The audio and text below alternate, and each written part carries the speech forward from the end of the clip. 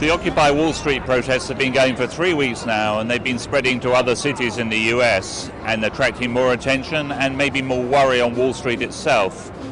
But people from outside are still confused about how it's organized and what they really want. So I've come down here to Zuccotti Park today to try to find out.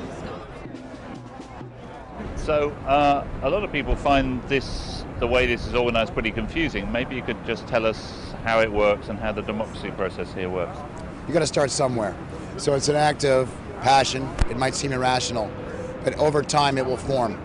Okay, that's how this will work. It's organic. And there's a lot of commentary from outside that says, well, look, they don't know what they don't have a clear demand. They don't have specific things that they want to talk about or things that they want from the system.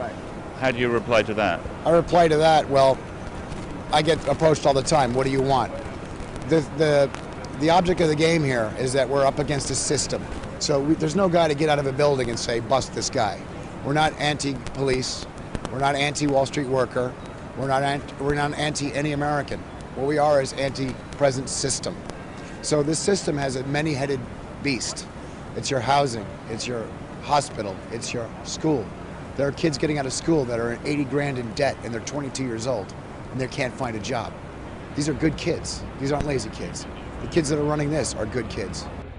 Graduated about 2 years ago. I haven't really had a job that had anything to do with my major, which was English, so there wasn't much tying me down to my home. And so what brought you here yourself? I'm not sure that I can point to any one thing. As soon as I heard about it, I knew I had to come. I didn't come up here to do food service, obviously, but it's something that came naturally to me, so here I am. As far as the protest itself, I feel like it's a worthy cause, and so I'm dedicating myself to it. What we're here to do is just show a different way, a different path to change. And what do you think about Wall Street itself?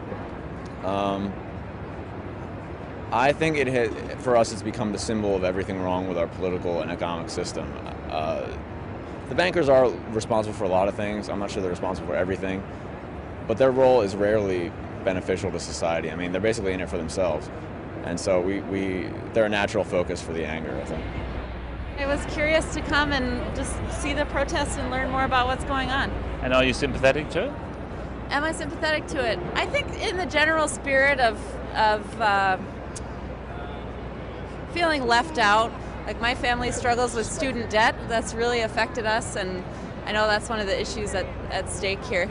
And what do you think the end result is? Is it to formulate demands, or what is it? Where's it going?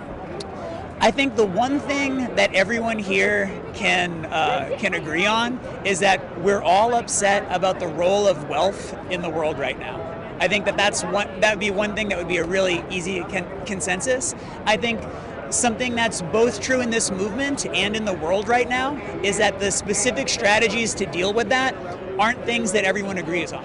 There are different people that are wanting to move forward in different ways, and so you're not going to have a set of demands by everyone. It would just be the same thing as saying a set of demands by the United States in terms of how to move forward. We're recognizing a problem and we're trying to see how can we work together on it to move forward. What are the things that we can agree on? And that's the kind of discussion that needs to be happening on a national basis. And tell us a bit about what brought you here.